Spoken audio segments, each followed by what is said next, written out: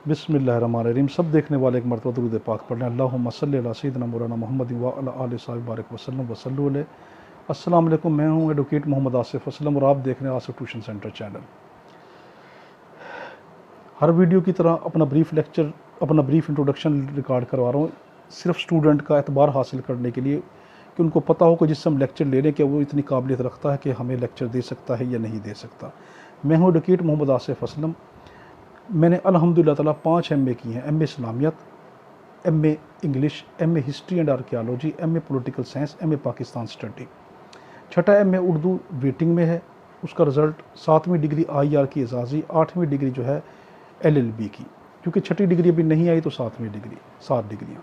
इसके अलावा अल्हम्दुलिल्लाह ताला मैं गोल्ड मेडलिस्ट और सिल्वर मेडलिस्ट भी हूँ। तमाम डिग्रियाँ जो है वो पंजाब से हासिल की हैं।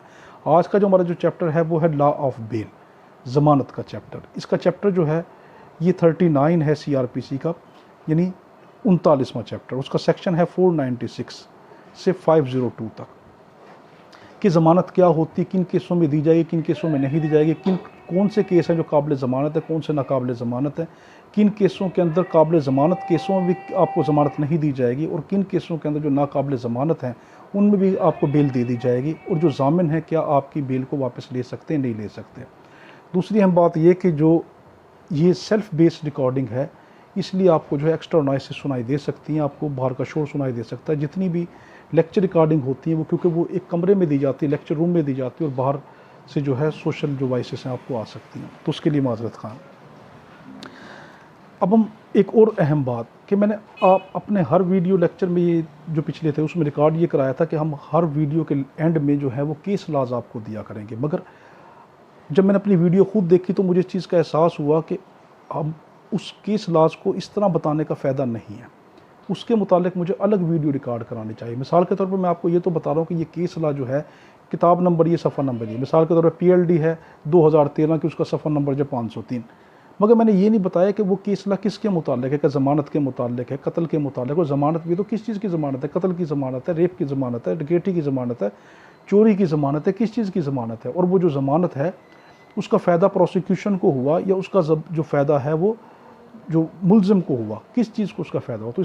तो ये तमाम चीज़ें हम अपने अलग लेक्चर में बताएंगे, तो उस केस ला के अलग लेक्चर आपके लिए हुआ करेंगे।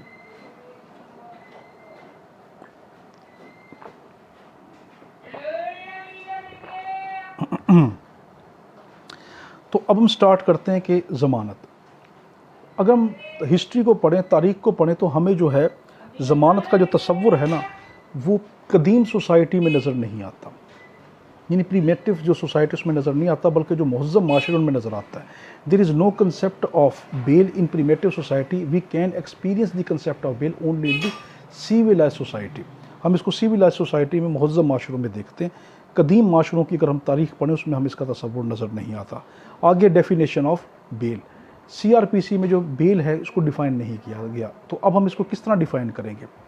The release of a convicted person from the hand of the police or law enforcing agency into the hand of the sureties in order to present that accused in a consultant court in a particular period of time, कि उसको ख़ास वक्तों के अंदर जो है यानी police के हाथ से या लॉ इन्फोर्सिंग एजेंसी के हाथ से निकाल कर उस शख्स को जो है वो ज़ामिनों के हाथ में दे देना, इस शर्त पे कि जो उसकी मुतलका कोर्ट में है ख़ास वक्त जो औकात होंगे उसमें इसको आप जो है वो हाज़िर करेंगे। अब हम देखते हैं कि बेल की किस्में कितनी हैं। ठीक है, बेल की पहली किस्म जो है वो है एंटिसिपेटरी बेल। देखो आम कंसेप्ट ये है कि जो जब पर्चा दर्ज होगा तब जाके बेल होती है, मगर ये एक ऐसी बेल है एंटिसिपेटरी बेल, अभी पर्चा हुआ नहीं मगर आपको फिर भी बेल ग्रांट कर दी जाती है। ये कौन से केसेस होते हैं कि देखो कि एक शख्स इज़्ज़तदार शहरी है मगर उसको ये पता है कि मेरे ख़िलाफ़ दुश्मनी ज़्यादा है, ख़ासतौर पर ये पॉलिटिकल जो रिवेंज होती है ना उनके अंदर ज़्यादा होता है कि वो शख्स अभी पर्चा नहीं हुआ मगर उसको पता है कि मेरे ख़िलाफ़ पर्चा होने वाला है, तो वो एंटिसिपेटरी बेल पहले लेके बैठ जाता है, एक हिफाजती बेल लेके बैठ जाता है कि मैं पहले से हिफाजत के अंदर आ जाऊँ। So anticipatory bail is that kind of bail in which there is no lodging of FIR, it is granted before the registration of FIR in order to prevent that person from the humiliation of police और humiliation of prosecution. कि इसको हम एक हिफाजती तदाबीर के तौर के ऊपर देते हैं ताकि उस शख्स को ज़िल्लत ह्यूमिलिएशन से बचाया जा सके, पुलिस के हाथों, मुद्दई के हाथों। अगली है प्रोटेक्टिव बेल। प्रोटेक्टिव बेल सिर्फ हाई कोर्ट से आपको मिलेगी। हाई कोर्ट प्रोटेक्टिव बेल आपको देता है कि ये ऐसी बेल है कि आप फॉर एग्जांपल लाहौर में रहते हैं और आपके खिलाफ आप लाहौर में रहते हैं मगर आप कराची कहीं पे गए, आपकी फैमिली ने आपको बता दिया, आपको पता चल गया कि आपके खिलाफ पर्चा लाहौर में हो चुका है और आपको ये पता है मैं जब तक अपनी अदालत लाहौर से ज़मानत हासिल करूँगा तब तक जो है मुझे अरेस्ट पुलिस कर लेगी, मेरे इंतज़ार में पुलिस बैठी है, तब आप पाकिस्तान की किसी भी सूबे की हाई कोर्ट से जो है प्रोटेक्टिव बेल लेके आ सकते हैं। ये सिर्फ इतने टाइम के लिए होती है कि आप अपने मुतलका हाई कोर्ट, अपने मुतलका कोर्ट तक पहुँच जाए। So protective bail is that kind of bail that is granted for a temporary period only to reach the consultant court of that accused that have been nominated in FIR or may be nominated. It can only be granted by the High Court of any province of Pakistan. ये पाकिस्तान के किसी भी high court से दी जा सकती है। आगे है कि बेल बिफोर अरेस्ट, ज़मानत कबल अज़ गिरफ्तारी। ये ज़मानत कबल अज़ गिरफ्तारी जो है वो 498 CRPC के तहत हम ये देखते हैं कि अभी आपके खिलाफ पर्चा हो गया, आपका नाम आ गया है या आने वाला है, तो आप क्या करें, ज़्यादातर नाम आ चुका होता है तो आप जो है ज़मानत कबल अज़ गिरफ्तारी लेते हैं। ये कब होती है, इसके लिए कुछ शराइत हैं। सबसे पहले the person must surrender himself before the court physically, कि वो शख्स अपने आप को कोर्ट के अंदर पेश कर दे। अगर उसने अपने आप को कोर्ट में पेश नहीं किया तब ये ज़मानत नहीं होगी। The second, the person is ready to submit those surety or bond that demanded by the court, कि जो कोर्ट ने डिमांड किया होगा उस तरह की ज़मानत या उस तरह का मुचलका वो जो जामिन है और जो मुचलका है वो जमा कराने के लिए तैयार है। तीसरा, there is no matter of bailable और non bailable offence in bail before arrest. ये मामला इसमें नहीं देखा जाता ज़्यादातर कि जो ज़मानत जो है जो हम जो केस में ले रहे हैं क्या वो जो केस है वो बेलेबल ऑफेंस है या नॉन बेलेबल ऑफेंस है, काबिल ज़मानत केस है, नॉन काबिल ज़मानत है।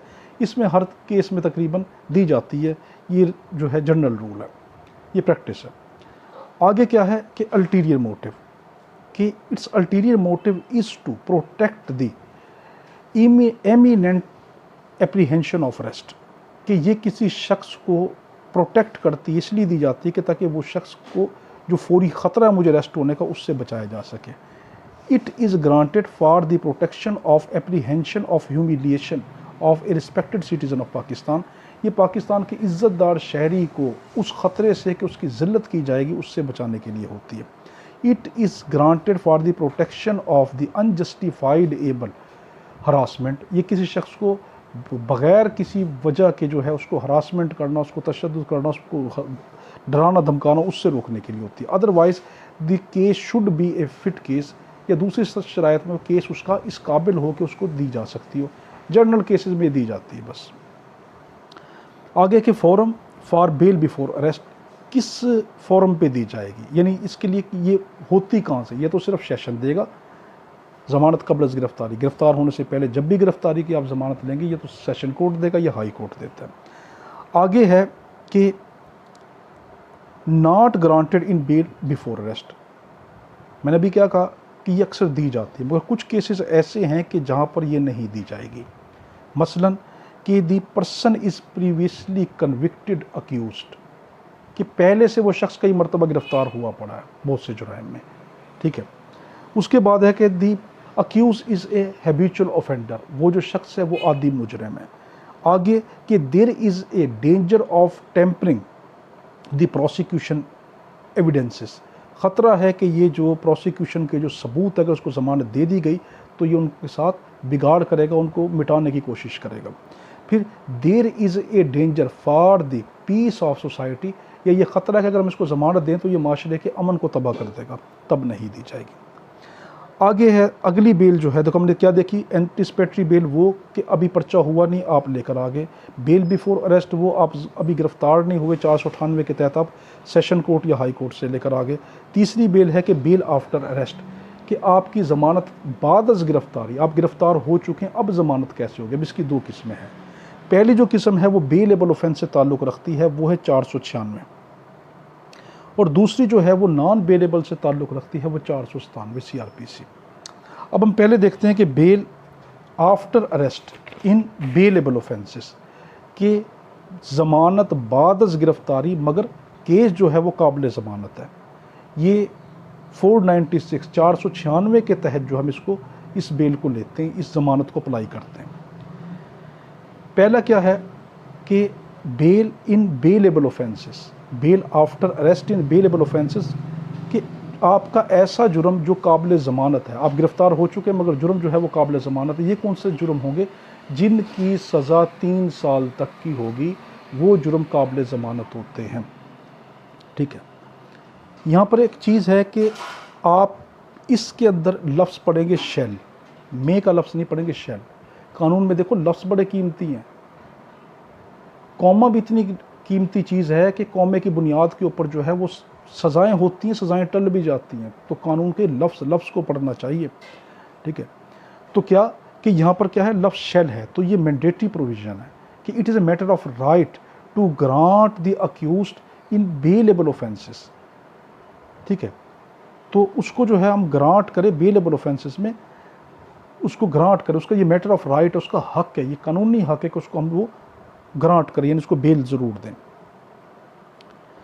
तो अब इसके पॉइंट कौन कौन से हैं? सबसे पहले कि it is a mandatory provision to grant the bail in a bailable offences, कि ये मैटर ऑफ राइट है, ये उसका हक है कि उसको बेलेबल ऑफेंसेस में काबिल ज़मानत केसों में उसको ज़मानत दी जाए। Number 2, they belong to that cases their punishment ranging between the period of 3 year, ये 3 ईयर तक के जो पीरियड होते हैं उनके दरमियान ये जो है ये उस तरह की वो बेल होती है जिनके जुराइम 3 साल तक की सज़ा के होते हैं। It may be granted without surety, ये हत्ता के ज़ामिनों के बगैर भी आपको जज साहब दे सकते हैं। If it is rejected there is a mandatory provision to record the reason for his rejection. अगर जज काबिल ज़मानत केस के अंदर आपकी ज़मानत को खारिज करता है तो जज साहब से कहें कि मुझे लिख के दें, यानी जज साहब के ऊपर लाजिम हो जाता है कि वो लिखेंगे, मैंडेटरी है, क्योंकि वो तो उसका मैटर ऑफ राइट है। फिर जज साहब रीज़न लिखते हैं, देखो वो जज हैं, ठीक है, उन्होंने कानून पढ़ा हुआ है, वो कोई ऐसी गलती नहीं करेंगे कि जिसके तहत जो है उन पे इल्ज़ाम आए, तो वो हर चीज़ वो करते जो कानूनी दायरे में। हाँ, इंसानी मिस्टेक हो सकता है कि जज से भी गलती होती है, जब गलती होती है तो फिर आप उसके खिलाफ भी जो है अपनी कानूनी जो दाद रसी उसको आप अप्लाई करते हैं।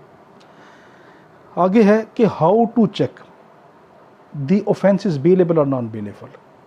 आप किस तरह चेक करेंगे कि जो ऑफेंस जो है वो बेलेबल है या नॉन बेलेबल, कैसे पता चलेगा ये मेरा जो जुर्म है ये काबिल ज़मानत है या नॉन काबिल ज़मानत है? तो आप CRPC के जो शेड्यूल 2 और कॉलम 5 में चले जाएं, आपको हर जुर्म लिखा जाएगा, उसकी दफ़ा लिखी होगी और साथ उसकी लिखा होगा कि ये जुर्म काबिल ज़मानत है या नॉन काबिल ज़मानत है। So how we can check the offence is bailable और non bailable? You go into the schedule 2 column 5 of CRPC in which all offences are mentioned as bailable or non bailable। उसके बाद है कि when not allowed, देखो bailable offense के अंदर कुछ जगह ऐसी हैं कि जहाँ पर आपको आपका हक है कि आपको बेल दी जाए मगर फिर भी आपको नहीं दी जाएगी। उनमें से 2 बड़ी वजह ये है। पहला है अंडर सेक्शन 107 सब सेक्शन 4, 107 की सब सेक्शन 4 के तहत, कि जब मजिस्ट्रेट को ये ख़तरा हो कि मैंने अगर इस शख्स को छोड़ दिया तो ये माशरे के अमन को तबाह कर देगा। So according to under section 107 sub section 4, when the magistrate is of point of view that when we grant him a bail he may prove himself as a danger for a society, कि वो अपने आप को society के लिए जो है वो ख़तरा पैदा कर देगा, माशरे के लिए, यानी ब्रीच ऑफ पीस बन जाएगा, अमन को तबाह कर देगा। उसके बाद है अंडर सेक्शन 117 के 117 की सब सेक्शन जो 3 है उसके तहत, कि जब उस शख्स के ख़िलाफ़ जो है ऐसा शख्स हो जिसके ख़िलाफ़ जो है वो सिक्योरिटी रीज़न की बुनियाद पर, ठीक है, सिक्योरिटी खदशात की बुनियाद के ऊपर उसको उसके ख़िलाफ़ को कार्रवाई की गई हो, तब उसको नहीं की जाएगी। So under section 117 sub section 3, when there are security proceedings are against that person, the bail should not be granted, उसको बेल नहीं दी जाएगी। आगे है कि bail in non bailable offence, हमने पढ़ा था कि वो जुराइम जिनके अंदर बेल दी जाएगी, मगर कब? काबिल ज़मानत केसों के अंदर गिरफ्तारी के बाद बेल हम पढ़ चुके 496। अब बंदा गिरफ्तार हो चुका है, ऐसे जुर्म में है जो नाकाबिल ज़मानत है, वो कौन से हैं?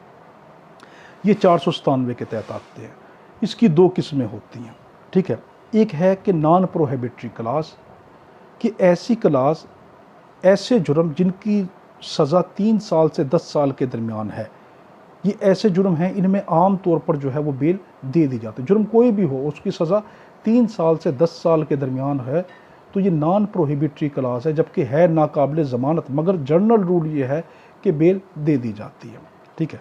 सो in non bailable offences there are 2 category, one is non prohibitory class, other is prohibitory class. First one is the non-prohibitory class, is that class in which the punishment is ranging between the period of 3 to 10 years. General rule is that the bail is granted in that offences. आगे है कि prohibitory class, कि ऐसा जुर्म जिसके जो बड़ा ख़तरनाक नोयत के हैं, जिनके अंदर बेल ग्रांट, जनरल रूल ये है कि नहीं ग्रांट की जाएगी, उसको बेल ज़मानत नहीं दी जाएगी। ये कौन से जुर्म हैं? ये कौन से जुर्म है? कि जिनकी जुर्म की सज़ा 10 साल से ज़्यादा हो, या जिनकी सज़ा उम्र कैद हो, या जिनकी सज़ाए मौत हो, उनमें वो प्रोहिबिटरी क्लास में आते हैं। उनके अंदर जो है उस शख्स को ज़मानत नहीं दी जाएगी। जनरल रूल ये है। So in prohibitory class the general rule is that the bail is not granted. So these crimes are those crimes in which the punishment is more than 10 years or the imprisonment of life or death sentence. फिर 4 एक ऐसे नुक्ते हैं कि आपका जुर्म तो है नाकाबिल ज़मानत, मगर फिर भी आपको जो है वो बेल दी जा सकती है। पहला कि वो औरत हो, अगर एक औरत है और वो गिरफ्तार है तो उसको नाकाबिल ज़मानत केस में भी ज़मानत मिल जाती है। दूसरा जुवेनाइल है, यानी कि वो नाबालिग है और वो उसकी जो उम्र है 16 साल के अंदर है। तीसरा जो है इनफर्म पर्सन है, कि वो ज़ईफ़ इंसान है। चौथा जो है वो सिक है, शदीद बीमार है। आम बीमार ने के बुखार हो गया, टाइफाइड, इसमें नहीं, कोई शदीद बीमारी हो, उसकी जान को ख़तरा लाक हो सकता है, तब दी जा सकती है। So there are 4 exceptions in non bailable offences in which the bail may be granted. First one, it may be a lady or woman. Second one, it is a juvenile person under the age of 16. The third one, it is an infirm person. The fourth is that it is a sick person that is suffered from a fatal disease and it may prove the in danger for his life. आगे है forum of after arrest.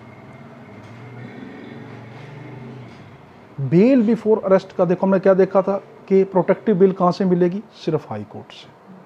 फिर देखा था bell before arrest, ज़मानत कबल गिरफ्तारी, गिरफ्तार होने से पहले ज़मानत कहाँ पे मिलेगी? आपको किस जगह पे मिलती है? आपको हाई कोर्ट से, ठीक है। फिर अब हम देखते हैं कि बेल आफ्टर अरेस्ट कहाँ से मिलती है। आप गिरफ्तार हो चुके हैं, अब आपकी बेल कहाँ से मिलेगी? आपको बेल हमेशा आपकी ट्रायल कोर्ट से मिलती है, कि जिस कोर्ट में आपका ट्रायल चल रहा है, आपका केस चल रहा है, सबसे पहले आप वहाँ पे अप्लाई करेंगे। अगर वहाँ आपकी बेल रिजेक्ट हो जाती है, आप अगली कोर्ट में अप्लाई करेंगे। मिसाल के तौर पे आपका केस मजिस्ट्रेट के पास चल रहा है, मजिस्ट्रेट ने खारिज कर दिया, आप उसी ग्राउंड के ऊपर, जिस ग्राउंड पे आपने पहले अप्लाई किया था, यानी जिस वजह के तहत आपने पहले अप्लाई की थी, उसी वजह को लेके आप कहाँ चले जाएंगे? सेशन पे चले जाएंगे। वहाँ खारिज हो जाएगी, उसी वजह को लेके हाई कोर्ट चले जाएंगे। वहाँ खारिज हो जाएगी, उसी वजह को लेके आप सुप्रीम कोर्ट चले जाएंगे, अगर एक वजह को लेके चल रहे हैं। तो यानी कि मूवमेंट ऑफ बेल क्या है? कि from lower court to the higher court. तो क्या कि form of bail in bail after arrest is the trial court. Whenever you apply in your trial court with a specified ground, when the bail is rejected, you will move to the upper courts step by step. तो आगे है कि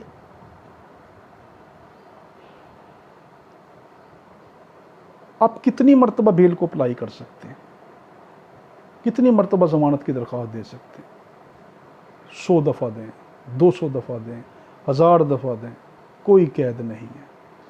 मगर जब भी ज़मानत दें, अगर आपने पहली मजिस्ट्रेट की कोर्ट में दी, तो आप क्या करें? जिस ग्राउंड के तहत दी, जिस वजह के तहत दी, दोबारा वही वजह मजिस्ट्रेट के पास नहीं लेके आनी, एक नई वजह लेके आनी। मिसाल के तौर पर पहले आपने ये वजह दर्ज कराई कि मेरे जो क्लाइंट है उससे रिकवरी किसी चीज़ की नहीं, कोई उससे कोई चीज़ दरियाफ्त नहीं हुई, कोई पिस्टल दरियाफ्त नहीं हुई, कोई हथियार दरियाफ्त नहीं हुआ, आप इस वजह के तहत लेके गए और आपको ज़मानत खारिज हो गई। दूसरी मरतबा फिर मजिस्ट्रेट के पास अगर लेके जाएंगे तो ये चीज़ नहीं लेके जाएंगे कि उसके पास पिस्टल बरामद नहीं हो, उसके पास कोई चीज़ हो, क्या कहेंगे कि इस शख्स के पास जो है वो अब नया ग्राउंड बना ले कि देखें जिस टाइम जो विटनेस हैं, जो गवाहान हैं, उनके बयानात में फ़र्क है, कंट्राडिक्शन है उनके जो है स्टेटमेंट के अंदर। एक शख्स ये कहता है कि इसने 11 बजे कत्ल किया, ये 11 बजे इसने चोरी की, दूसरा ये कहता है कि इस शख्स ने जो है वो जो चोरी जो की है वो 1 बजे की है। यानी नया ग्राउंड बन गया, यानी हर मरतबा नए ग्राउंड के तहत आप उसके पास जाएँ। तो क्या चीज़ है कि हमने देखा कि movement from lower to higher court. आगे है कि fresh ground. For the application of a bail there should always be a fresh ground in the particular specified court, कि आपका उसी कोर्ट में जो ख़ास कोर्ट जिसमें आप अप्लाई बार बार कर रहे हैं, जिस मजिस्ट्रेट में कर रहे हैं, तो जो पहले ग्राउंड में रिजेक्ट हुई दूसरा ग्राउंड, फिर तीसरा ग्राउंड। आगे है कि नॉन मैटर ऑफ राइट। सबसे अहम बात यह है कि आपकी जो बेल आफ्टर अरेस्ट है नॉन बेलेबल ऑफेंस में, देखो ज़मानत बाद अज़ गिरफ्तारी और जुर्म कौन सा है, नाकाबिल ज़मानत। ये जो आपकी बेल है ये मैटर ऑफ राइट नहीं, आपका हक नहीं है। हकीकत में बेल है क्या? बेल फंडामेंटल राइट नहीं है, ये स्टैट्यूटरी राइट है कि यानी कानून आपको देता है। कानून अगर कहे कि मैंने नहीं देनी बेल, कानून में लिखा ही नो बेल, तो आप ये नहीं कह सकते जी मेरा तो राइट है जो मुझे बेल दी जाए। तो ये स्टैट्यूटरी राइट है कि कानून आपको इसका हक देता है। जहाँ कानून ने हक दिया होगा आप वहाँ पे ले लेंगे, जहाँ पे नहीं दिया होगा आपका हक नहीं बनेगा। आप ये नहीं कह सकते मेरा तो हक बनता है जी मुझे तो बेल देनी चाहिए, मैं तो इंसान हूँ, मैं ये हूँ। नहीं, स्टैट्यूटरी राइट है। So the matter of bail is not the fundamental right but it is a statutory right. whenever any law grant the bail it may be granted, whenever it not granted it should not be granted। जब नहीं grant करेगा तो दी ही नहीं जाएगी। आगे है कि not matter, अच्छा ये आ गया। आगे है कि मैटर ऑफ राइट। क्या ऐसे जुर्म है कि नाकाबिल ज़मानत केस के अंदर भी आपकी जो ज़मानत है वो मैटर ऑफ राइट बन जाती है? हाँ। नंबर पहला कि on statutory base, statutory base की बुनियाद के ऊपर आपका केस नाकाबिल ज़मानत है, मगर फिर भी आपकी जो आप ज़मानत लेने के हकदार होते हो। कब? पहली वजह क्या कि आप जुर्म दो तरह के होंगे। नाकाबिल ज़मानत जुर्म है दो तरह के। एक पहला जुर्म है कि डेथ सेंटेंस, ऐसे जुर्म कि जिनके अंदर जो है मौत की सज़ा सुनाई गई है। ठीक है, यानी ऐसा जुर्म जिसके अंदर मौत की सज़ा सुनाई जाएगी, यानी जिसकी सज़ा मौत होती है, उस जुर्म के अंदर भी आपको क्या बतौर हक के तौर पे आपको ज़मानत मिल जाएगी? हाँ। कैसे? कि अगर आपका केस चल रहा है और केस जो है वो प्रोसिक्यूशन की तरफ, आपकी तरफ से नहीं, प्रोसिक्यूशन की तरफ से जो है वो डिले हो रहा है, उसमें देर हो रही है, और अगर मर्द है तो उसको जेल काटते हुए, उसको जेल में रहते हुए 2 साल हो गए, और अगर औरत है तो उसको जेल में रहते हुए 1 साल हो गया, और जुर्म कौन सा है? जिसकी सज़ा मौत है, तो अब उसको बेल दी जाएगी। देखो क्या जुर्म जिसकी सज़ा मौत हो, वो शख्स प्रोसिक्यूशन की तरफ से केस में ताख़ीर हो रही हो, देर हो रही हो, और अगर वो आदमी है और उसको जेल में रहते हुए 2 साल हो गए, और अगर औरत है तो उसको रहते हुए 1 साल हो गया, तो उसका मैटर ऑफ राइट बन जाएगा। So on a statutory ground the bail may be granted as a matter of right in those cases that belong to the sentence of death in which the accused is in a jail for a period of 2 years if he is a male, and for a female this period should be a 1 year। आगे है कि other than death sentences, ऐसे जुर्म जिनके अंदर मौत की सज़ा नहीं, उसके अलावा कोई और सज़ा है, तो उसमें भी यही कि आपका प्रोसिक्यूशन की तरफ से ताख़ीर हो रही है, मुद्दई पार्टी की तरफ से ताख़ीर हो रही है, यानी आपको प्रोसिक्यूशन जो है वो ताख़ीर कर रहा केस के अंदर। और उसके अंदर क्या होगा, अगर आपको जेल में रहते हुए, औरत है तो 6 महीने, आदमी है तो 1 साल होते हुए जेल में हो गया, तब आपको मैटर ऑफ राइट के तौर पे बेल ग्रांट की जाएगी। So in non bailable offences the bail may be granted as a matter of right on statutory ground when in those cases the sentence is not the death sentence. So in that case the person, if he is a male, he must be in a jail for a period of 1 year, and for a female this period should be 6 months।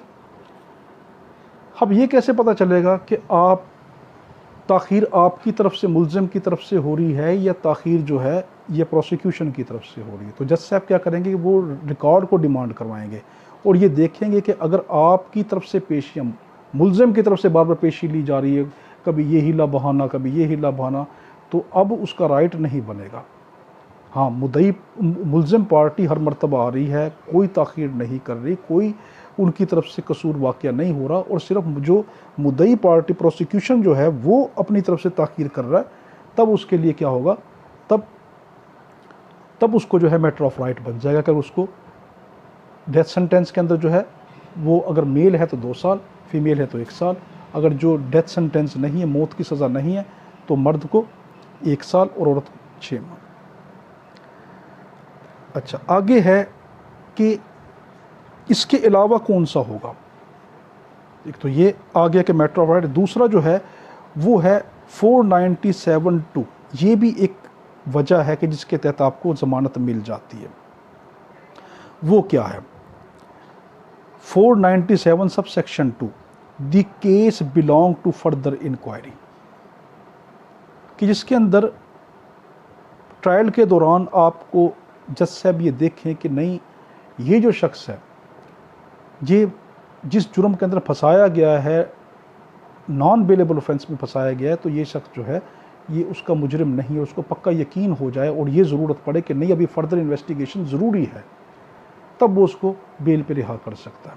So in 497 subsection 2, when the court is of opinion that the case belong to further inquiry and that accuse that has been nominated into the FIR on the basis of a non-bailable offence, and the court thinks that that person is an innocent and there should be a further inquiry in that case, he may grant the bail as a matter of right।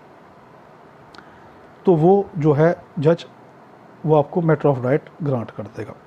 अगला है कि 497 की subsection 4, यानी 497 की subsection 4 कि आपका ये code नुक्ता है कि आपको का केस नाकाबिल ज़मानत है, मगर फिर भी आपको ज़मानत मिल जाएगी मैटर ऑफ राइट के तौर पर। कैसे कि जज साहब ने, यानी ट्रायल, पहली शर्त क्या है कि ट्रायल कंक्लूड हो चुका हो, केस ख़त्म हो चुका हो, यानी कि केस का तमाम जो प्रोसीजर है, ट्रायल के जो प्रोसीजर हैं वो कंक्लूड हो चुके हैं, वो इख्तिताम पे पहुंच गए। जज साहब ने फैसला कर लिया कि ये शख्स जो है ये मासूम है और मैंने इसको छोड़ना है, मगर जज साहब को ये पता केस इतना अरसा चला था कि वो केस का जो फैसला आता है वो बहुत दिन लग जाते हैं उसमें। तो जज साहब का ये ओपिनियन है कि जब तक मैं इस शख्स को मैं फ़ैसला सुनाऊंगा तब तक जो है ये जेल में वैसे ही पड़ा रहेगा, तो इसका जो है राइट है कि मैं इसको आज़ाद कर दूं। तो वो क्या करेगा, उसको बग़ैर किसी ज़ामिन के उस शख्स को बुलवाएगा और उसको क्या कहेगा, उसको आज़ाद कर देगा कि मैं आपको बेल, आपको छोड़ रहा हूँ, आप चले जाएं, क्योंकि मैंने आपको आज़ाद ही तो करना, क्योंकि मुझे फ़ैसला करने में देर लगेगी। तो क्या, according to section 497 subsection 4, when the court set up his mind that the person that has been nominated into the FIR in non-bailable offences and it has been proved that this person is an innocent accused, and court has set up his mind to set that person to release, and there should be a delay in the announcement of judgment, so court without the surety may release him into bail, वो उसको bell पे छोड़ देगी। अब यहाँ पे भी लफ्ज़ शैल इस्तेमाल हुआ, ठीक है, मैंने कहा लफ्ज़ बड़े कीमती हैं। शैल इस्तेमाल हुआ कि यानी विदाउट श्योरिटी उसको छोड़ देगी, चलो चले जाओ। अगला सेक्शन हम जमानत से रिलेटेड पढ़ते हैं 497 सब सेक्शन 5, यानी 497 ही चल रहा है, उसके सब सेक्शन 5 चल रही है। ये है कि cancellation of bail, when the bail bond value is insufficient, the court may cancel the bail whenever it think that the bail bond is insufficient। Court जो है 497(5) के तहत जो है वो आपकी बेल को खारिज कर सकती, ज़मानत खारिज कर सकती जब उसको ये लगे कि जो उसने मुचलका जमा करवाया है ये कम जो है, इसकी वैल्यू इतनी नहीं है, मुझे ज़्यादा वैल्यू का चाहिए था, तो ये उसको खारिज कर सकती हैं। आगे है 499 बॉन्ड वैल्यू, ठीक है, कि जो बॉन्ड की जो वैल्यू है वो क्या है, या तो कोर्ट या पुलिस, ठीक है, ये देखे, अगर पुलिस रिलीज़ करे तो पुलिस देखेगी, कोर्ट रिलीज़ करे तो कोर्ट देखेगी कि क्या जिस शख्स को मैं रिलीज़ किया है क्या उसके बॉन्ड की वैल्यू इतनी है कि वो शख्स दोबारा अदालत में आ सकता है या नहीं। मिसाल के तौर पर उसने जुर्म तो बड़ा कर दिया और मुचलका वो हाथ में देके चला गया 25-30 हज़ार रुपये का, अब जुर्म बड़ा है, वो 25-30 हज़ार को देखेगा नहीं, वो शहर से भाग जाएगा। क्यों कि बॉन्ड जो मुचलका होता है, वो जो ज़मानत होती है वो 3 तरीके से भी हो सकती है। पहला कि वो ज़मीन के कागजात जमा कराए, ठीक है। नंबर 2 वो श्योरिटी जमा कराए ज़ामिनों को, या अगर उसके पास ना ज़ामिन है ना उसके पास कोई मुचलका ज़मीन की कोई कागजात हैं, अब वो उतनी ही कीमत जमा करा सकता है। तो जब कोर्ट को लगेगा 499 के तहत कि इसका जो बॉन्ड वैल्यू कम है, ठीक है, तो फिर वो क्या करेगा, उसकी ज़मानत को खारिज कर देगा और उसको कहेगा कि नहीं आप दोबारा जो है अपने इतनी वैल्यू का बॉन्ड जमा कराएं। So when ever after the proper examination of bond it is of the opinion of court that the bond value is not sufficient, so he may direct that person to deposit the proper value bond, कि proper valued जो bond होगा वो जमा करा दें। आगे है कि under 500 ये मैंडेटरी प्रोविज़न है, मगर जब भी हम अदालत के अंदर किसी शख्स की ज़मानत होती है, आप देखेंगे कि वो शख्स इतनी जल्दी रिहा नहीं होता, उसको बहुत टाइम ले लेते हैं। ज़मानत भी हो गई, मुचलका भी जमा करा दिया, अब मुंशी साहब आएंगे जी मेरी मिठाई, वकील साहब आएंगे मेरी मिठाई, फ़लाँ शख्स आएंगे मेरी मिठाई, यानी ये मिठाइयों का जो सिलसिला चल रहा होता है ना, ये डिले कर रहा हो, तो उस शख्स का जो हक़ बन गया उसको जो ज़मानत से बाहर निकाल ले, तो सबसे पहले हमारी ड्यूटी क्या होनी चाहिए एज एन एडवोकेट कि हम अपने क्लाइंट का तहफ़्फ़ुज़ करें। देखिए आपका हक़ बनता है, आपको ज़मानत हुई, आप मिठाई लें उससे, ठीक है, आप ज़रूर लें, अगर वो अपनी खुशी से देता है और गरीब आदमी नहीं है, खुशी से आप ले लें, मगर आप सबसे पहले ये करें कि मैं अपने क्लाइंट को जो मैंने उसकी ज़मानत करवाई, वो बेचारा इतने अरसे से जेल में है, उसको तो मैं निकलवाऊँ कि टाइम पे मुचलका लूँ और उसको फ़ौरी ही जेल में भेजूँ और वहाँ पे जाकर उस शख्स को आज ही रिहा करवाऊँ, ये ना हो कि आज रात फिर वो मेहमान रहे जेल का, ठीक। तो क्या है कि according to section 500 whenever a person is released on a bail and when he has been deposited the bail bond and surety, so it is a mandatory provision in which shall word has been used that it should be released on bail at once, उस शख्स को फौरी जो है आप रिहा कर दें। आगे है 501 power to order sufficient bail bond, ठीक है, अगर मिस्टेक की वजह से, फ्रॉड की वजह से या किसी भी वजह से वो शख्स का जो उसने मुचलका जमा कराया था, जो उसने श्योरिटी जमा कराई थी, वो प्रॉपर वैल्यू की नहीं थी, अब कोर्ट क्या करेगा, उस शख्स का अरेस्ट वारंट जारी करेगा, उसको बुलवाएगा कि देखो आप ये इस तरीके से आपसे गलती हुई है और आप ये मुचलका जमा कराओ, बॉन्ड जमा कराओ या श्योरिटी जमा कराओ, तो हम तुम्हें जो है बेल दोबारा आपकी ग्रांट हो जाएगी, रिन्यू हो जाएगी, अगर आप नहीं जमा कराते तो आपको फिर जेल भेज दिया जाएगा। तो क्या according to section 501 whenever after the examination of bond it has been found that by way of mistake, by way of fraud or by way of other misuses the bond has been deposited as of a insufficient value, the court may direct the arrest warrant of that person and will order him to deposit the sufficient bond, उसको order करेगी कि आप sufficient bond जमा करें, and if he remains fail he will be committed to jail. अगर उसको क्या नाम है वो फेल हो गया, उसको जेल भेज देंगे। आगे है कि 502 502 जो आखिरी सेक्शन है ज़मानत का, कि जिस शख्स ने आपकी ज़मानत दी थी, जो जामिन थे, वो कहते हैं जी अब हम इस शख्स की ज़मानत नहीं देते, हम अपना मुचलका वापस लेते हैं, हम अपना बॉन्ड वापस लेते हैं, आपकी मर्ज़ी, चाहे शख्स को गिरफ़्तार करें, कुछ भी करें। तो कोर्ट क्या करेगी, उस मुलज़िम को बुलवाएगी, उससे कहेगी कि आपके ज़ामिन ने आपसे मुचलका खींच लिया है, आप कोई दूसरा श्योरिटी जमा कराएं, दूसरा बॉन्ड जमा कराएं। अगर वो जमा करा देता है तो उसको ज़मानत मिल जाएगी, नहीं जमा कराएगा तो उसको ज़मानत नहीं मिलेगी। So according to section 502, whenever the surety withdraw the surety और bond, court will direct that accused to arrest him before a court and order him to deposit a renew bond, and if he deposited the renew bond, he may be granted as a bail on the new basis, and whenever he remained failed, he will be committed to jail. तो अगर जो है वो fail हो गया तो वो commit किया जाएगा कस्टडी जेल की। बेल की किस्में कितनी हैं, बड़ी बुनियादों पर, नेचर की बुनियाद पर इसकी दो किस्में हैं। एक है इन टाइम बेल, आर्जी बेल, वो बेल कि जो किसी शख्स को दी जाएगी प्रोसिक्यूशंस को सुने बगैर, ये इन टाइम आर्जी बेल है। और एक होती परमानेंट बेल, ऐसी बेल कि जो दोनों पार्टियों को सुनने के बाद दी जाती है, ये परमानेंट बेल होती है। आगे है अब आखिर के अंदर के इम्पोर्टेंट पॉइंट कौन कौन से हैं। पहला है कि bail is not the fundamental right of any person, it is a statutory provision, कि ये स्टैट्यूटरी जो है कंसेशन है, ये किसी शख्स का ये नहीं कह सकता जी मेरा तो हक है जी, मुझे तो आप हर हालत में बुनियाद जो है वो ज़मानत दे के रहें। नहीं, कानून ने दी है तो मिल जाएगी, वरना नहीं। हाँ, बेल बिफोर अरेस्ट जो है वो एक्स्ट्रा ऑर्डिनरी जो है वो पावर है कोर्ट की, यानी एक नॉर्मल से हट के पावर अपना कोर्ट इस्तेमाल करती है, अपनी अथॉरिटी इस्तेमाल करती है, अपना अख्तियार इस्तेमाल करके उसको बेल बिफोर अरेस्ट जो देती है वो उसकी एक्स्ट्रा ऑर्डिनरी पावर है। फिर FIR must be lodge in granting the bail, FIR जो है वो दर्ज होना ज़रूरी है।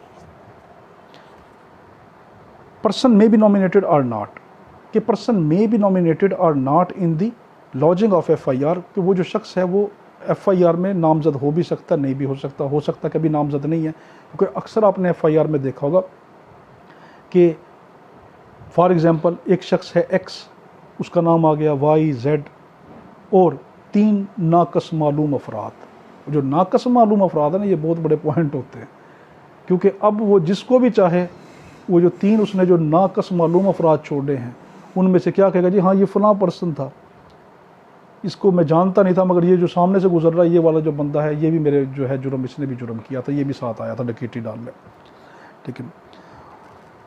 और फिर अगला पॉइंट कि it is a matter of right in bailable offences. फिर यानी बेलेबल ऑफेंसेस में ये मैटर ऑफ राइट है। उसके बाद है कि police must be search in his arrest, कि जो FIR हुई है कि पुलिस उसकी सर्च में होना ज़रूरी है। ठीक है। अगला पॉइंट कि bail may be withdrawn at any time, जो बेल है वो किसी भी वक्त खींच ली जा सकती है, किसी भी टाइम कैंसिल की जा सकती है। जब भी बंदा बेल के बॉन्ड की वायोलेशन करेगा, उसके जो है प्रोविजंस को तोड़ेगा, तो उससे जो है वो बेल खींच ली जाएगी। तो आज का हमारा लेक्चर यहाँ तक का था। अब हमने इसमें क्या क्या देखा, देखो हमने इसके अंदर ये देखा कि जो बेल है, जो ज़मानत है, ये कदीम माशरों में नहीं दी जाती थी, जदीद माशरों के अंदर जब दौर आया तो ये दी जाती थी। जो ज़मानत है ये इसकी जो टर्म है वो इस्तेमाल डिफ़ाइन इसको नहीं किया गया किसके अंदर, CRPC में। फिर ज़मानत की पहली किस्म है एंटिसिपेटरी बेल, कि अभी पर्चा हुआ नहीं, आप हिफाजती तदबीर की बुनियाद के ऊपर ले सकते हैं। फिर है जो प्रोटेक्टिव बेल, ऐसी बेल आप किसी और शहर गए हैं, पर्चा आपके शहर में हो गया और आपको पता है कि मैं सेशन कोर्ट तक पहुंचूंगा या अपने मुतलका कोर्ट पहुंचूंगा तो मुझे अरेस्ट कर लिया जाएगा, तो आप हाई कोर्ट से भी बेल लेके आ सकते हैं। तीसरी जो है वो बेल बिफोर अरेस्ट है, कि अभी आप गिरफ़्तार हुए ही नहीं और फिर आप जो बेल लेते हैं वो वाली आपकी बेल। फिर उसके बाद जो है अगली बेल के बेल आफ्टर अरेस्ट, ऐसी बेल कि जिसके अंदर आपको अरेस्ट कर लिया गया, उसके बाद आप जो बेल लेंगे फिर इसकी दो किस्में आएगी, प्रोहिबिटरी क्लास आएगी, नॉन प्रोहिबिटरी क्लास आएगी। जिसकी सज़ा 10 साल तक होगी वो नॉन प्रोहिबिटरी है। जिन जुराइम की सज़ा जो है वो 10 साल और 10 साल से ज़्यादा है, लाइफ इम्प्रिजनमेंट है, उम्र कैद है, डेथ सेंटेंस है, सज़ाए मौत है, तो उनके अंदर जो है प्रोहिबिटरी क्लास है, उनके अंदर अक्सर नहीं दी जाती। तो आज का हमारा लेक्चर यहाँ तक का था। किसी भी तरह का कोई कमेंट हो या कोई सवाल हो तो आप ज़रूर पूछ सकते हैं। हमारे हक़ में दुआ करना कि अल्लाह ताला हमें जो है उस तरीके से आप तक मैसेज पहुँचाने की कोशिश करें जिस तरीके से आप सुनना चाहते हैं और किसी का भला हो जाए। और हमारे वालदैन के लिए, फैमिली के लिए और अहबाब के लिए बहुत दुआ करना कि अल्लाह ताला, और सबके लिए दुआ करना अल्लाह ताला सबको खुशियों में और अमन में रखे और सबको आबाद रखे। आमीन सुम्मा आमीन। अल्लाहुम्मा सल्ली अला सय्यिदिना मौलाना मुहम्मदिन व अला आलिहि व सल्लम व सल्लु अलैहि। अल्लाह हाफ़िज़।